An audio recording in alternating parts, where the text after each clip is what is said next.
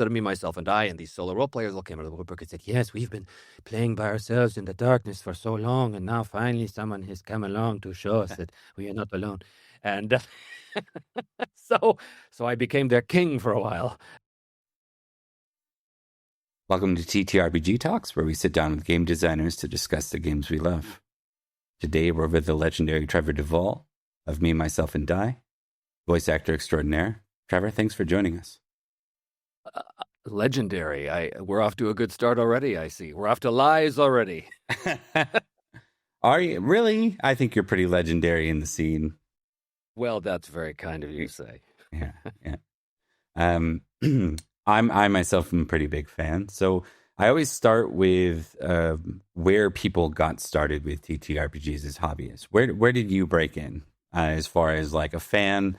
You know, what was your first game and what brought you in? I started when I was about 6 years old with the Tom Moldvay edition crossed with The Village of Hamlet, which was an early module for AD&D. And my friend Jason Peters said, hey, you want to play this game called D&D? And I was like, sure, I don't know what that is. But I was a huge Lord of the Rings fan, as much as any 6-year-old can be. But I had read The Hobbit by that time, and my sister had read me The Lord of the Rings. So I was already well-versed, 6, 7, around there. And so I sat down to play D&D. I had no idea what it was. And I looked through the pictures of the player's handbook. Again, it was a weird mashup of basic and AD&D, right? Because no one knew what we were doing back then. Yeah. So I saw the picture of a paladin in hell from the player's handbook, and I was like, I want to be that guy. And so there was a class, Paladin, and like, okay, I'm going to be this guy. So we rolled dice and had stats, and I'm like, ooh, strength.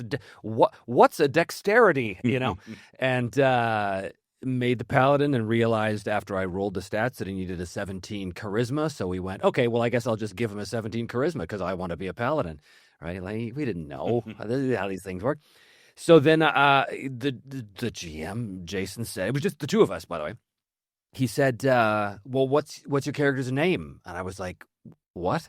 It didn't quite click for me that this was someone different than me, right? Right. So we picked one of the names from The Village of Hamlet, an NPC, a ranger character by the name of Black J. And he was like, well, what about Black J? I said, great. So the character became Black J. No one seemed to care that there was also someone else named Black J in The Village of Hamlet, but it didn't matter. It didn't matter. And we didn't actually get to the adventure site. We basically just wandered around the Village of Hamlet, and it was the best thing I'd ever experienced in my long 7 years of life at that time. But I was instantly hooked and went all in immediately and have never stopped. So yeah, I got started early. I've been doing it for 40 some years now. So it's in my blood. It's all I've known. And well, I mean, I've known one or two other things as well, but gaming is certainly in my blood. Long before it was a cool thing to do, by the way. Yes. Because back absolutely. in the 80s, you get your ass kicked if you talk about playing those nerd games. God, whatever, play some football, right? Anyway, so it's a very different world now than it was back then when I started. Yeah. See, I was a 90s kid, so I get that to some degree. I started in the early, mid-90s. It wasn't quite as bad as the 80s, but it was still, it still wasn't pop culture at that point. So Exactly, yeah. We'd started to accept Star Wars. That was about it. Yeah, right.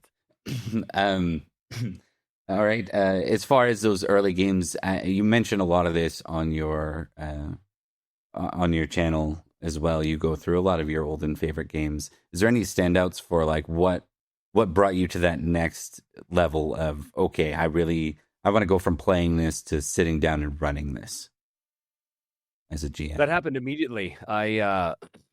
Immediately. Like we played that one session, and I went out and I got some money from my mom, and I bought the Moldvay, basically that's the old pink box with the Arrow Lotus cover of them fighting the sort of sea serpent in the cavern. The box set for the D&D basic set, and that had Keeping the Borderlands as its adventure. And right away, I remembered the same sister who read me Lord of the Rings. I said, okay, I want you to play this game with me. She said, okay. So we rolled her up a character, and I remember this very, very, very clearly because I didn't know what the hell I was doing.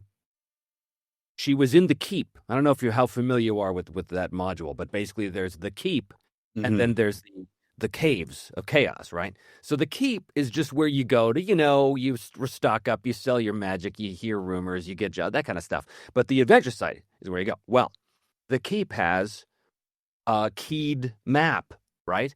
And a lot of those rooms are the same, right? Like there's, cells for soldiers or whatever, and they're all labeled like 3B or something. So when you look at 3B, it says this. However, I didn't get that. So when I saw 3B on the map of the keep, I looked at the key to the Caves of Chaos, and the corresponding number in the cave said that there was 3 orcs in the room. So she was in the keep, and she opened this door, and there was 3 orcs. So she fought the orcs, and then she opened the next door. There was 3 orcs.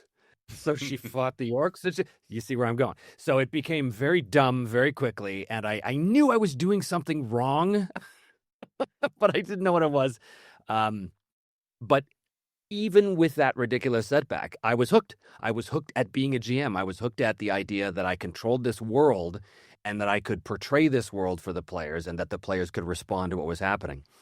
Um, so yeah, D&D was the thing that obviously kept me going for a long time because that was the main game. There were many other games even back in those days, but just like today, the elephant in the room was always, D&D. But the day came when I realized that D&D wasn't the only game, and that day came, if I recall correctly, it was one of 2 games, that I found immediately that blew my mind. The first one was Rolemaster by Iron Crown Enterprises. Now, Rolemaster was also sort of affectionately known as Rules Master or Chart Master Yeah. back in the days. Even though it's really not that complicated, it looks very intimidating. And especially when you're a young kid, it's like trying to get an advanced degree in particle physics, trying to figure that thing out. Yeah. Yeah. But I did. And that game really opened my eyes because it told me that there were things in the game, like there was ways you could do things that didn't rely on armor class and hit points and things like that, that there was alternate ways of doing that. And that made me go, "Arr?" And then the other game right at the exact same time was the Palladium. I call it Palladium. Years of mispronouncing it has just lodged it in my head. The Palladium role-playing game, which was basically Kevin Saint-Bert's D&D Heartbreaker. It was basically his house rules for D&D, and he produced it as his own game. And to me, it was worlds better because all of a sudden, it opened up the possibilities. For example, one of the things that always bugged me was, even in D&D, even as a young kid, I was a Lord of the Rings fan. And yet the rules for magic user, or wizards in D&D, said they can't use swords. But all I could think about was, what about Glandring? Yeah. What about 100%. Gandalf's sword? Well, Gandalf used a sword. So immediately, as a young kid, that disconnect was apparent. So my dissatisfaction with the bog standard D&D rules were immediately apparent.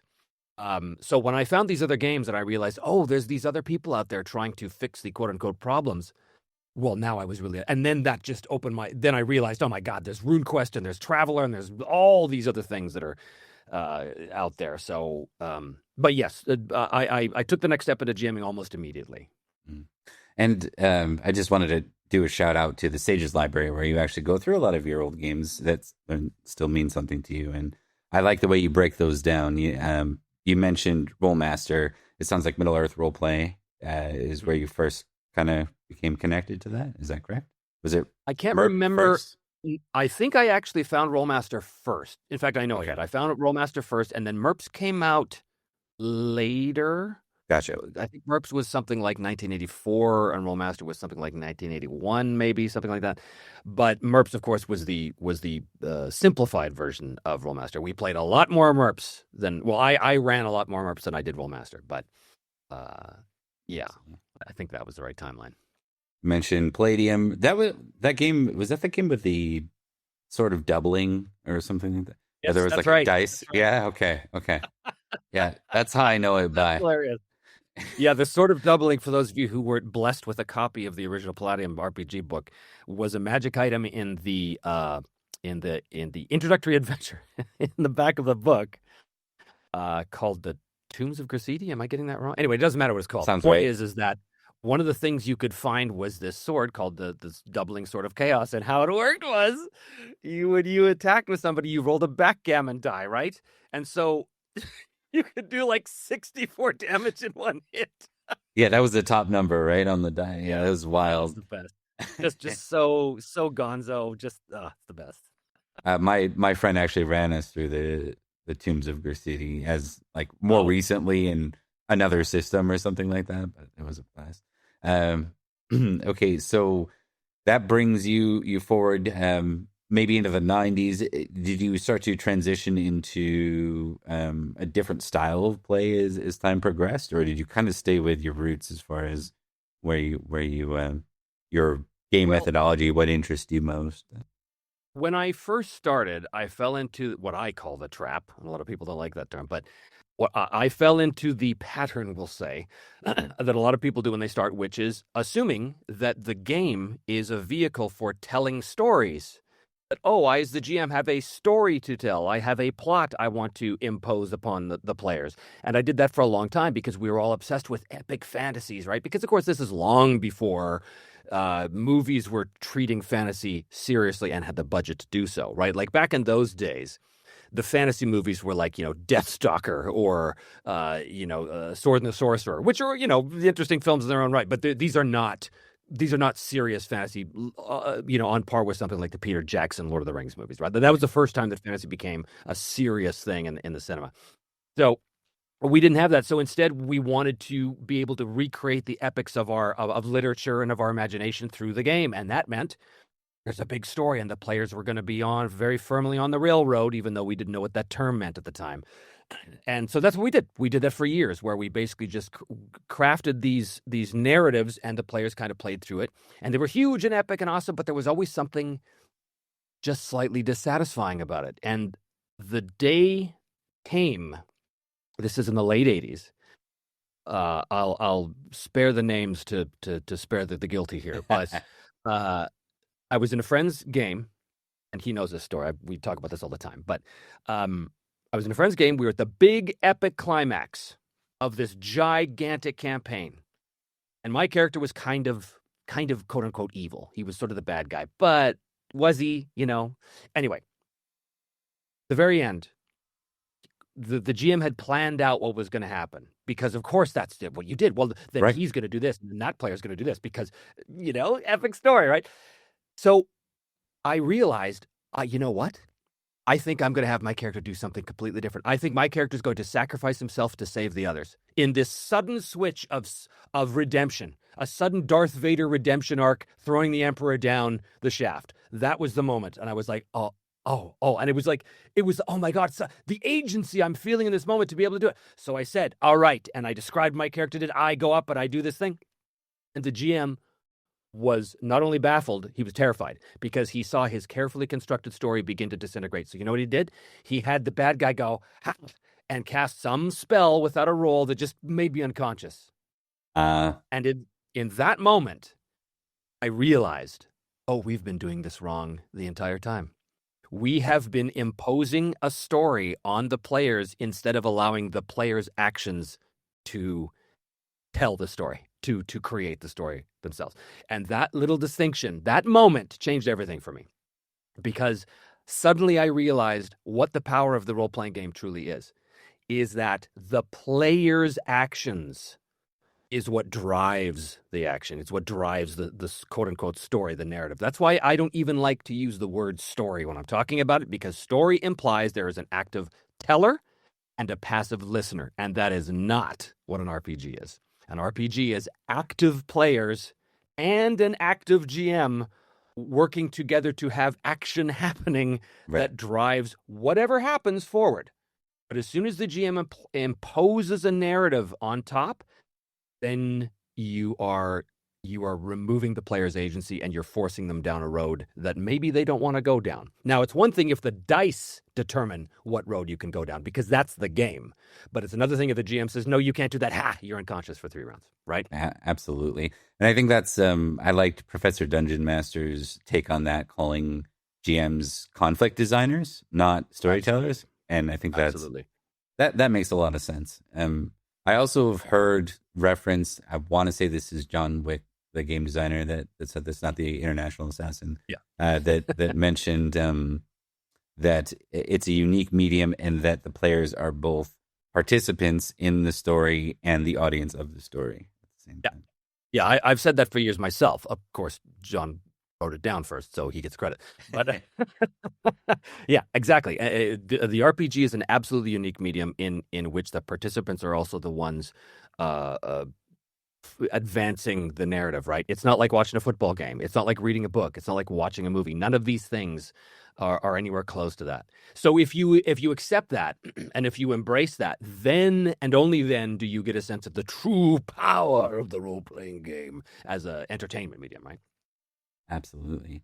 Now you mentioned story and storyteller, so I am curious because I know you were into later vampire like Requiem and um, V5. Did you play during the '90s fad of vampire at all? Did it hook No, you? those guys were weirdos.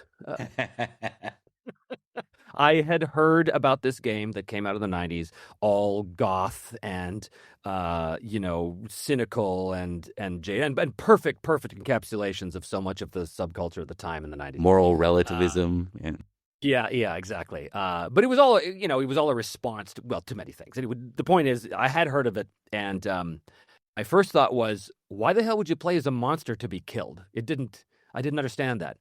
Um, and then when I heard the stories of how these players were basically treating their characters like fanged superheroes with capes and katanas, going around doing basically like a cyberpunk version of, I just went, ugh. And then the movie Blade came out, and I went, that's what they want to play? Ugh. It had no appeal to me at all.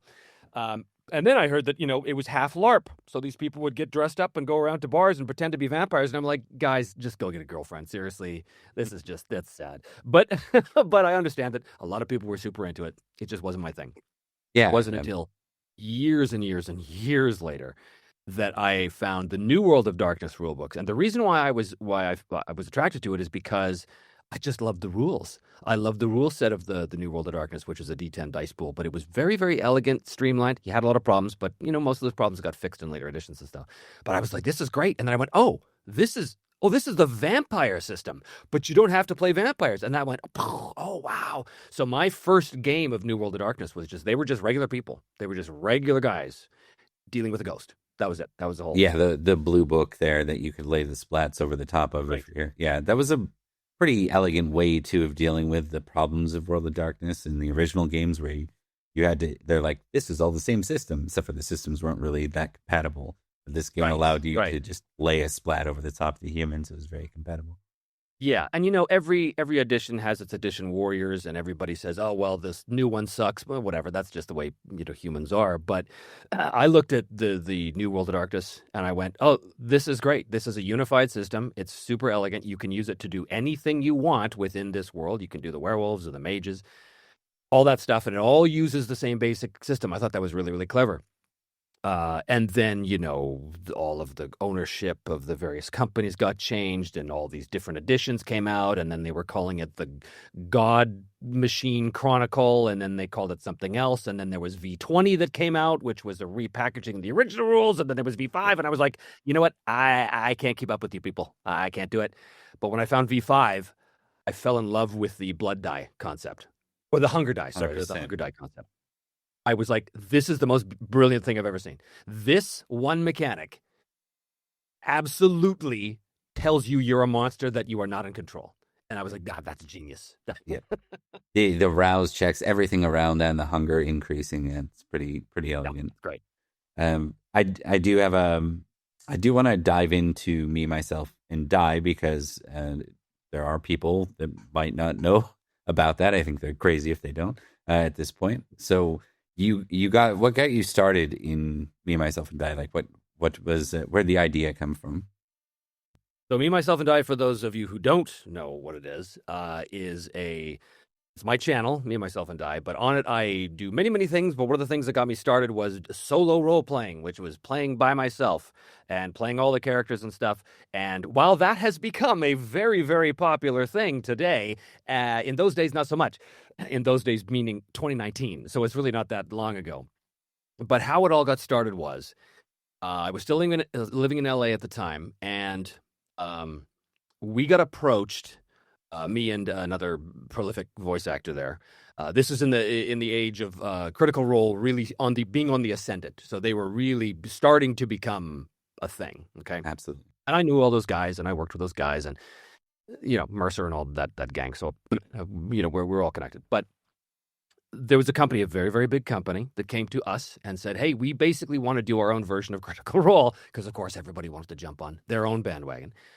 So, long story short, we got a bunch of prolific voice actors together to basically do a different version of Critical Role, but it was in a completely different game system with everything was different. And I had this whole campaign planned out in terms of a setting and how we were going to approach it, and we were going to have multi-cameras, and we are going to have painted miniatures, and we are going to have like sets using terrain and all this cool stuff. And we're going to have music and effects, and it wasn't going to be live. It was going to be pre-shot and then edited, because I want it to be like, no. No one wants to watch people play in real time as much, even though they say they do, they really don't. It's not a spectator sport, but to make it a show, that is the game, you're not playing the game, you're just cutting out all the bits that, you don't need to see. Right. So I said, let's do this. So we were all set to go to the place and do the thing, but then schedules being what they are, it fell through. And at the very end of that, this is summer of 2019, I thought, you know what, to hell with them. I can do this myself. I'm just going to play the game by myself. I'm a voice actor. I'm known for all my characters. I'm going to play all the characters. And won't that be hilarious? Ha ha. No one's ever done that before. Ha ha ha ha. So I released Me, Myself, and Die, the first couple of episodes. And out of the woodwork comes all of these solo players who knew. I didn't know that was a thing, but they were. You started a trend. Yeah, yeah. Well, I mean, the trend, the concept of solo play had been around for several years before that, because I had found the Mythic GM emulator, which is exactly what it sounds like. It emulates a GM so that you can play by yourself. And a lot of, to people who don't know what that's like, you might think, well, how can you even do that? Well, that's what the emulator shows you how to do. It harnesses and channels your imagination. It focuses it in such a way as to create an emergent narrative based on the choices you're making as the character. So I had used the emulator in the past to basically create adventures or test things, right? Like if I picked, I remember when I first got Savage Worlds, I was like, I really want to test this out. So I thought, oh, what the hell? I'll take this emulator, I'll make a character, and I'll run him through a little adventure just on my own, just to test the system. And it was great. It was like, oh, this is kind of cool, actually. But that's all it was. It was just an exercise, right?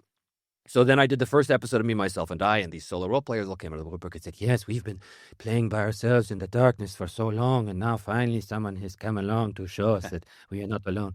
And so I became their king for a while, and they dug it. Then people really liked the style that I get, because I wasn't doing an actual, well, I shouldn't say that. It was an actual play.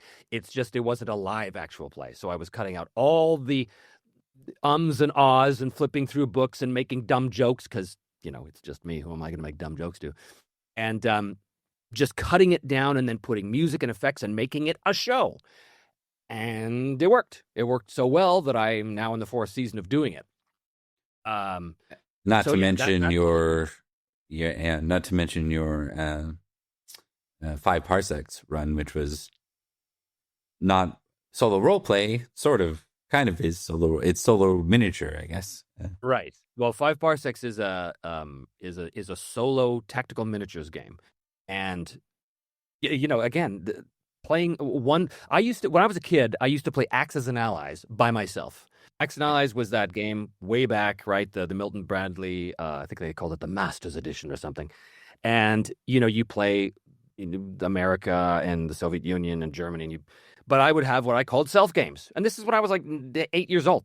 I'd set up the board, and you started with Russia, and I'd be like, okay, right now I will be Russia. I will think like Stalin. What will I do if I move the tanks into Caucasus and do this thing and then fight? And then the next round is Germany. So I will be like the Germans. We must. And so I would just immediately inhabit whatever side I was playing, and the dice told the story. So I was doing solo gaming from the very beginning. I just wasn't called that, Right. And I think that is, to be fair, as much as a lot of people like crap on solo roleplay, I think that's where it comes from, is those kids, when they're just getting started with role playing, they're coming off of maybe action figures or, miniatures, and they're just excited to do something themselves. And I think that's exactly right. That's where I got started, right? Exactly as you say, playing with with action figures and giving them voices and having little narratives, emerge from that.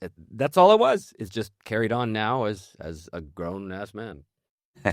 I do want to just double back real quick because I'm curious if you're allowed to say this trivia. So that critical role equivalent, the actual play there, you mentioned that you were going to play a completely different system. Are you allowed to say what that different system is, just out of some Trevor Devall curiosity, or?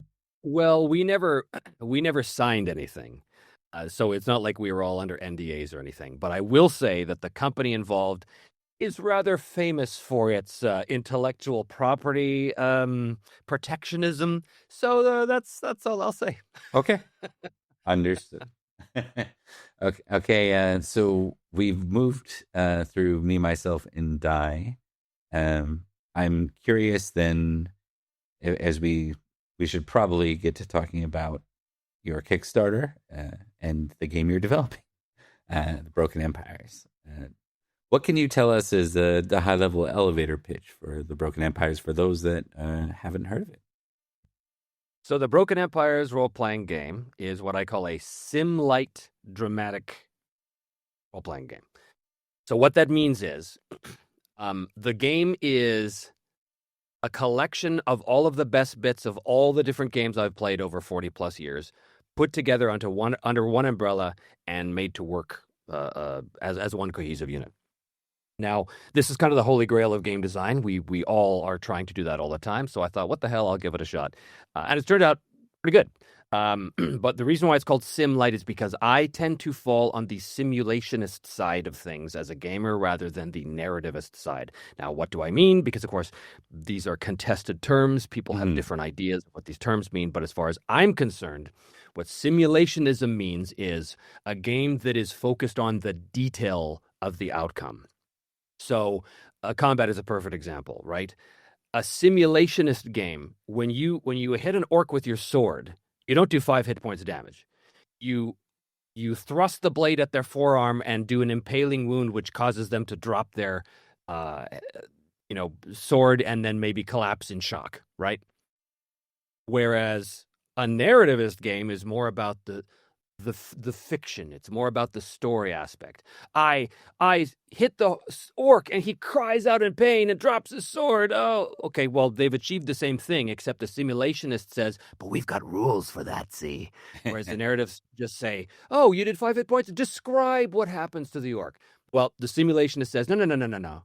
We can describe what happens to the orc, but we want the system to provide those details, which we can then riff on, right?" So that's what I mean by simulationist. It's detail of outcome. And every game has, well, many spectrums, but the spectrum that I'm talking about for purposes of this conversation is the spectrum of detail of resolution versus speed of resolution. So the more OSR kind of game, right, is more speed of resolution. We want to move fast, fast, fast, fast. The more detailed resolution is the heavy sim games, something like Harnmaster or Mithras, or these games that really get to the details. So Sim-lite is we go on the simulationist side of the spectrum, and then we just pull it back towards the middle just to keep things moving a little faster. It is a D100 based system, and it's a skill based system, so it's not classes or levels. Or D20. It's a D100 system, which I have always found to be very, very intuitive because, hey, what are your chances to hit if you've got a 67% chance to hit? Well, I'm going to guess it's 67, right? So it's pretty straightforward. But within that, there's a lot of details. I'm very, very, very proud of the resolution system in it. Again, inspired by all of the greats that have came before. So I'm not claiming I've created anything new here, even though, when you put pieces of disparate things together, you do wind up creating something that is greater than the sum of the parts, naturally. But in one roll, in a combat, for example, one roll can tell you if you hit, how well you hit, where you hit, and what the consequences of that hit are, all in one roll, which I love. Because it not only tells you all those things, it then tells you in great detail. So if I roll an attack and you roll your defense, that differential will tell us a great deal about what happens, which then you can use to riff on the description. For me, I like structure as a GM. I like the dice in the system to give me enough structure that I can then build on, as opposed to, oh, You hit the orc for 5 hit points. Describe what happens. That's creating in a vacuum. That's creating all over the place. I need structure to focus my creativity. And so that's why I like the more simulationist games, right? Anyway, so Very much. And, as someone who plays a lot of Pendragon in that I would call that game Sim-lite by your definition. It's written by Greg Stafford, who did RuneQuest. It was written in the early days of gaming. I think 85 is first edition, but it claws it back a little bit to keep things smooth and running. But when you think of playing Lancelot, you don't necessarily think of doing that. So the game doesn't necessarily. You have to kind of warn players coming in if they think they're going to be playing like a competency porn game or something. Like, right, you're a fall off the horse and die kind of game. Right. So, right. for your world with Broken Empires, now this started through your Me, Myself, and Die games, correct? Like that is the setting for this. You connected 3 disparate systems, telling the game through solo role play, and now that is the world. Save for what was the name? Iron Kingdoms. Is that it? Right? Oh, the Ironlands. Ironlands, yeah, the Ironlands. Save for that, the rest is very much the setting. And since that's a bolt-on, you could put that in your world if you wanted to, anyways, right? Yes. That's how that's actually designed. So yeah, in Me, Myself, and Die, when I started, I knew absolutely nothing. I knew I was playing fantasy, and I knew I was playing a ranger. That was it. And then I went. And by the end of season 1, we had discovered a lot about that world. And then season 2, I used Ironsworn, which is set in its own setting, with a second character that was a big part of season 1, but now he got a sort of spin-off series, right? And so he went home to the Ironlands, and the entire thing took place in the Ironlands.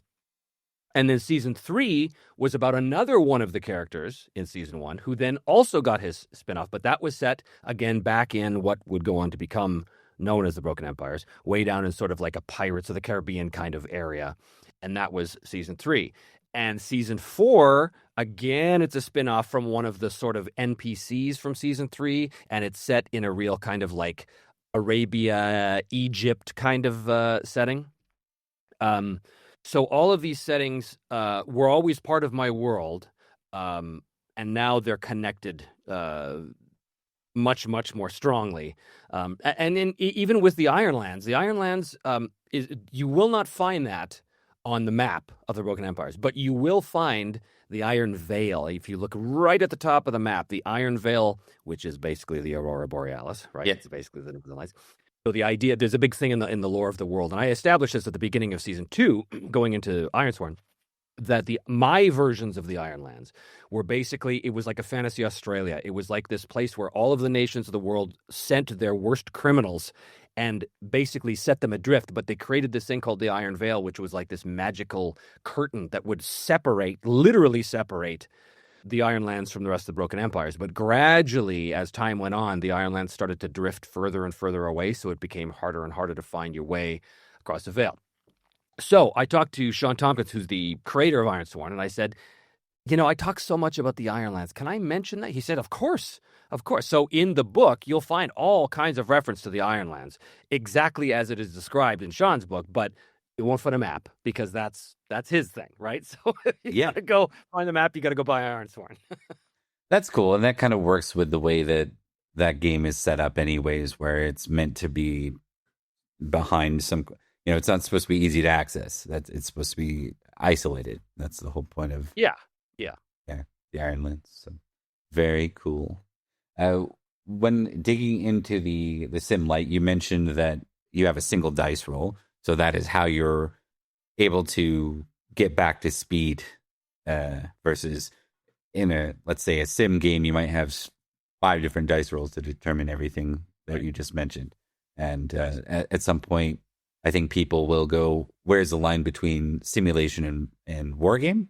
And I think that's why a lot of those old games were simulation, is because the hobby came from Napoleonics and war games and etc. Yes, precisely. What do you think the key is for Sim-lite?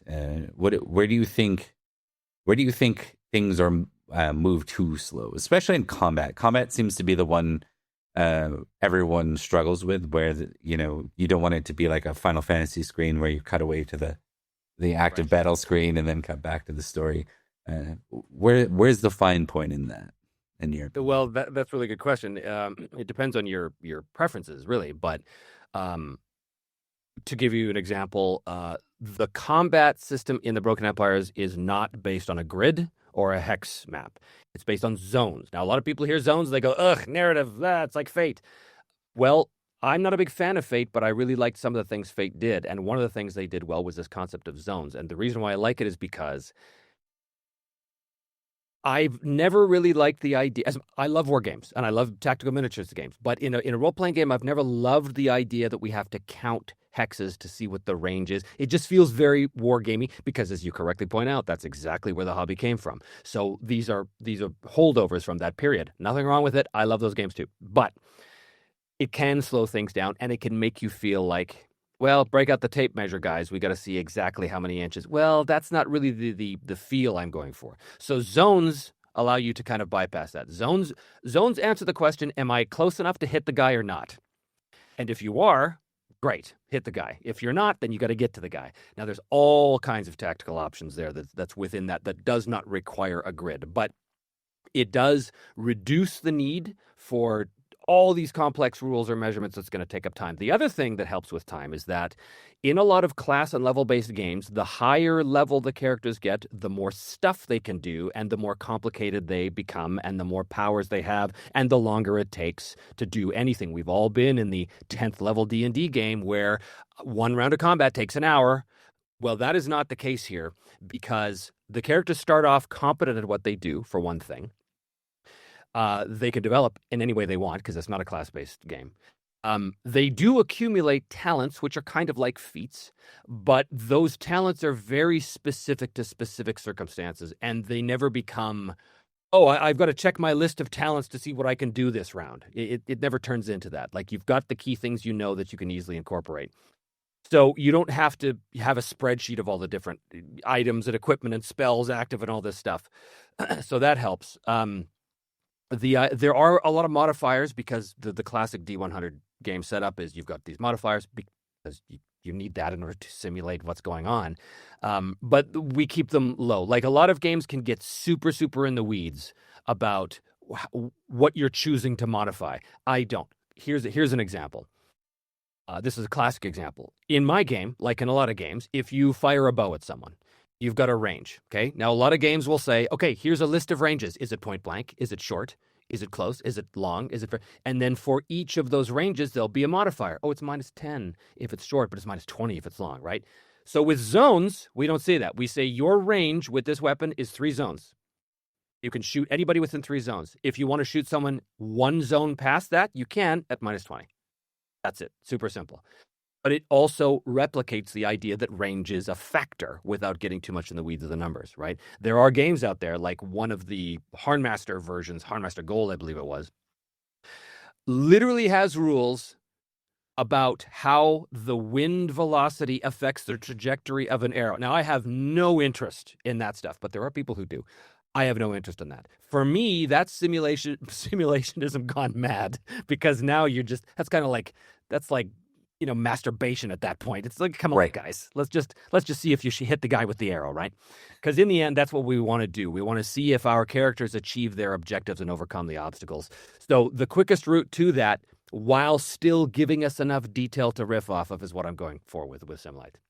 I like the idea of Sim-lite because I think the nuance in combat keeps it deadly, keeps it interesting. I think Yes. hit points might be the worst damage simulation I've seen, because you don't feel like you're under danger until you get blasted with the spell that automatically does that. There's no threat of any knife can kill you or any sword can kill you.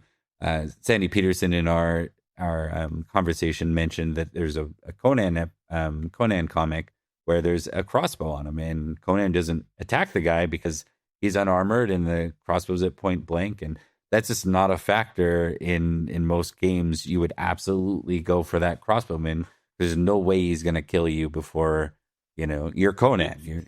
That example is exactly the example that I encountered in the mid-'80s that made me go, What? Oh no! This I need a different game. That exact example. The players were ambushed by bandits who wanted to capture them, and they had crossbows level at them, and these were like 7th level D&D characters. So they were like, "Wait a minute, those crossbows do max like D8. I've got 75 hit points. To hell with it. I charge."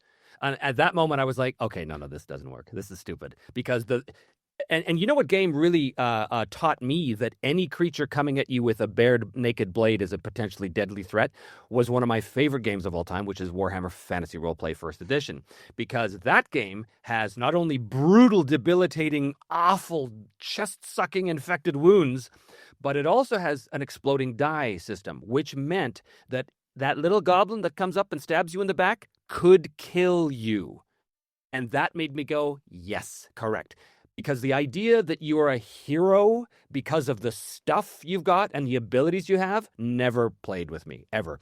A hero, and this is spelled out in the Broken Empires, a hero is made by the quality of their actions, not the quality of their gear or their special abilities. These are not superheroes. These are people, right? I'm totally with you on that. And similar thing, Legend of the Five Rings being one of the games that brought me up, that open-ended dice. It's like the chance of this peasant killing you with his pitchfork is slim, but it's never zero. And every time he hits, you're going to hold your breath a little bit. And if I care as the player that my character might die, that's what I want as a GM. That's what I want my players to feel. I want them to. Yeah, and it's not relegated to just death either. That's something that I really like about the Broken Empire's combat system, is that every hit counts. So you could hit somebody in the leg, and yeah, maybe they take, I mean, if they don't have armor, they're definitely going to take a wound. But that wound could have immediate consequences. Now, that doesn't mean they die, but it could mean they get knocked prone, and if you're on your ass, you're in big trouble. Or it could mean that they can't run or charge now. Or it could mean that the pain is so intense that they drop into shock. And now for them, the fight is over. They're not dead, but they might as well be, because they ain't fighting. So the idea of shock, and this is a concept that I borrowed from Harnmaster, the idea that you can end a fight in multiple ways is something that is crucial to the concept of Sim-lite. You do not have to fight to the death. In fact, most thinking beings will not. Right. Most thinking beings will not fight to the death. There's something in the game called ferocity, and ferocity is between 1 and 5, and it refers to basically the morale level of a given creature. And the higher the ferocity, the more likely they will fight to the death. So on one end, you've got ferocity 1. Basically, you go boo, and they go, okay, goodbye, and they run. On the other hand, you've got ferocity 5, which is something like an undead. There's nothing you can do to stop that. It is going to kill you unless you destroy it first, right? I mean, he's not going to negotiate. Yeah. But there are many, many ways to end a fight. You could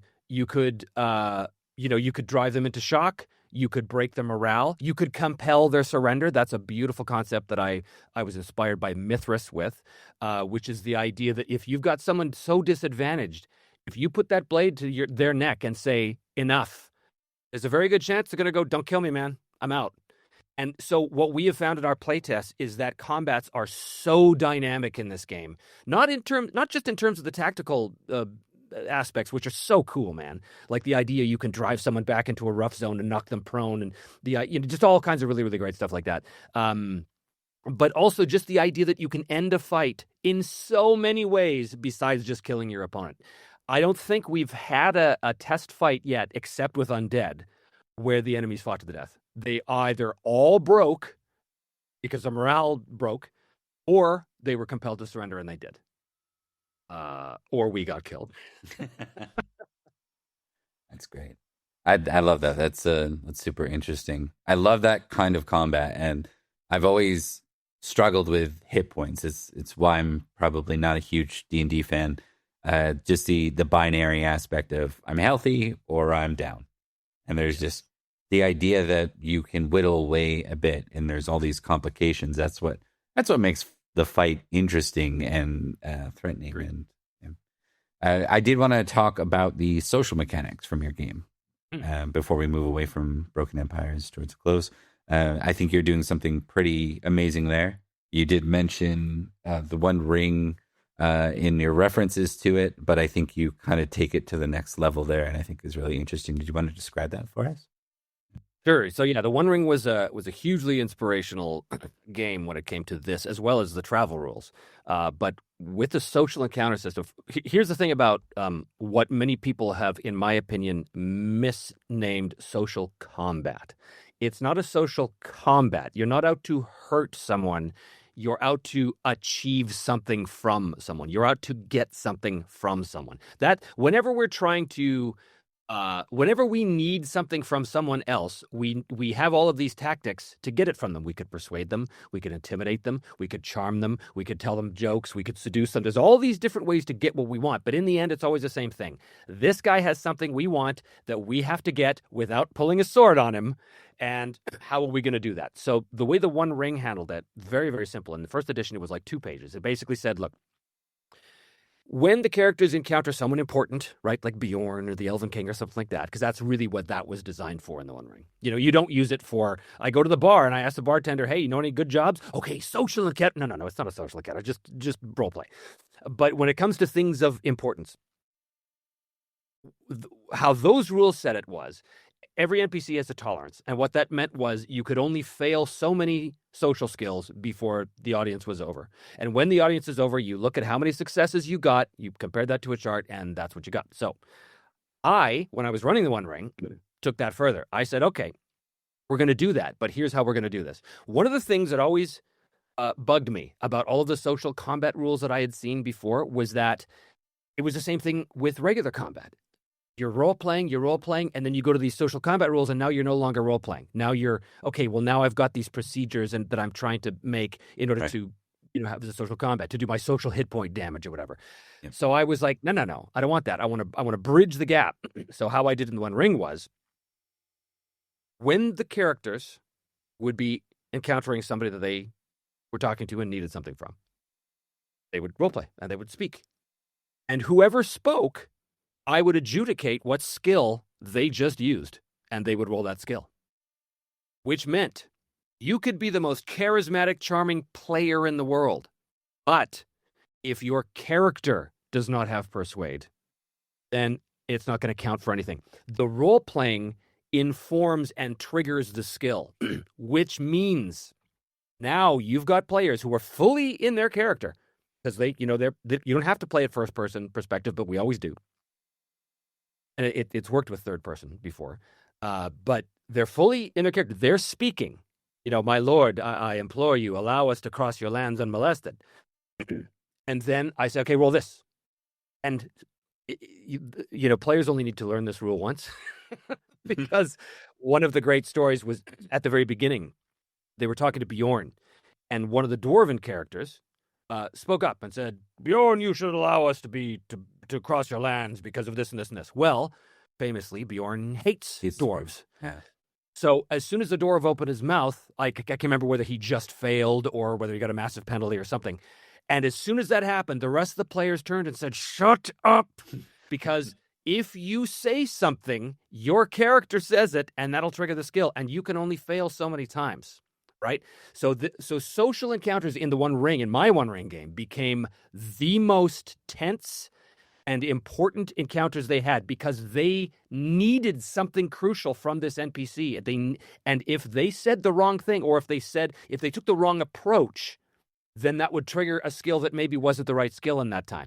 So this blending of role play and system mechanics was this thing of beauty. So I took it and I immediately put it into the Broken Empires with a few extra little rules there too, to sort of really flesh it out. But yeah, that's how it happens. So then you get really cool things where you get competitive social encounters, where you've got, like, the classic example is the Council of War. All of the elders are sitting around, they're talking, they're trying to come up with a decision, and the player characters, they want the council to do this, but there's another counselor who's against them, trying to poison the ear of the kings or whatever, and they're working against the players. So now you've got this competing levels of success, and every time they say something, they roll, and we see, okay, he just got 5 success levels. Whoever gets to 10 first, you know what I mean? So it becomes this tense thing that really, really makes social encounters like this edge of the seat kind of experience. If you buy into it, if you buy into the idea that your role playing triggers the skill. It doesn't work quite as well if or at all really if you say, okay, well I'm going to roll a persuade to Right. persuade him. Okay, well my answer as a GM is, okay, what do you say? Tell me what you say, and I'll tell you whether that's a persuade.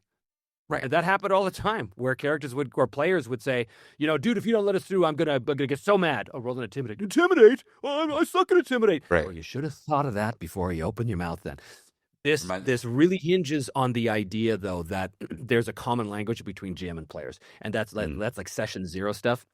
Players and GM have to understand what persuade means versus what intimidate means. And as long as that's set, then it works great. I remember, I think it was a line from Dr. Horrible or whatever, where Captain Hammer says, all I needed was my fist, but with a pen in it or whatever. I think I like the idea of approach. I think that's the most fascinating takeaway I took from, as far as a GM goes, from that social system is let the player tell you how they're going to do it, because players will say they want to be persuasive and they'll lead with like, if you don't do this, and then threat. And you know what? That's not you're not, I mean, it's a type of persuasion. It's a mafia tactic, I guess. It is intimidation on a skill. Intimidation. Exactly. Yeah. So, and that it is a crucial aspect of the social encounter system of the Broken Empires is exactly as you say, the players lead. The players always lead. And whatever they say triggers the skill. So they only, like I said, most groups only have to learn that lesson once.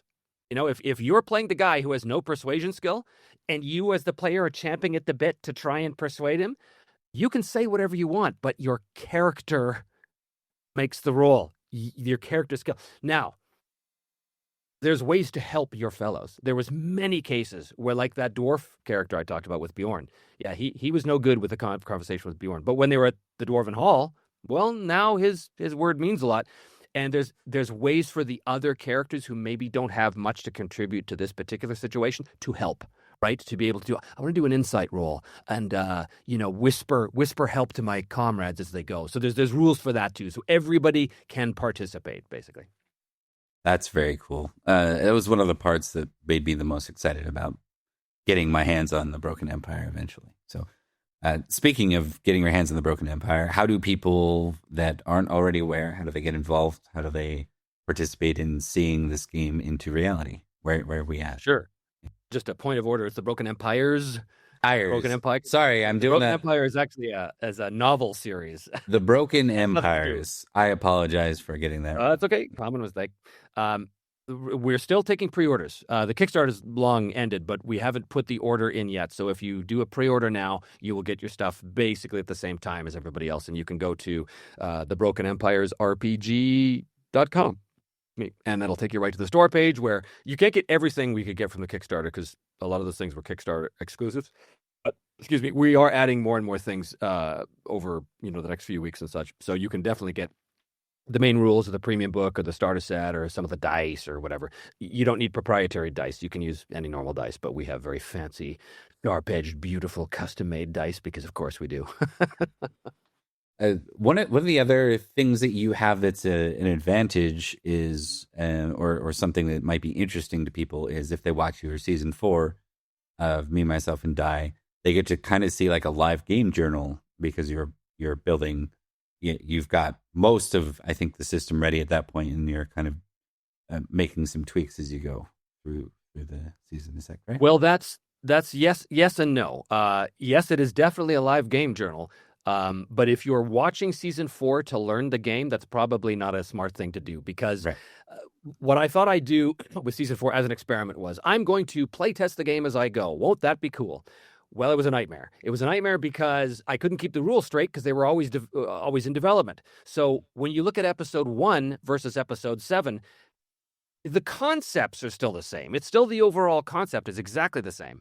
Those core pillars of the game, but the details are completely different. So, for example, in combat, at the beginning, I was using a phase system. Loved the phase system. And then realized, the phase system isn't working for me. So I switched to something else. So if you're watching the season to learn the game, it's actually it can be counterproductive, which is why I'm releasing a series of videos coming up later this year that are tutorial videos on the game.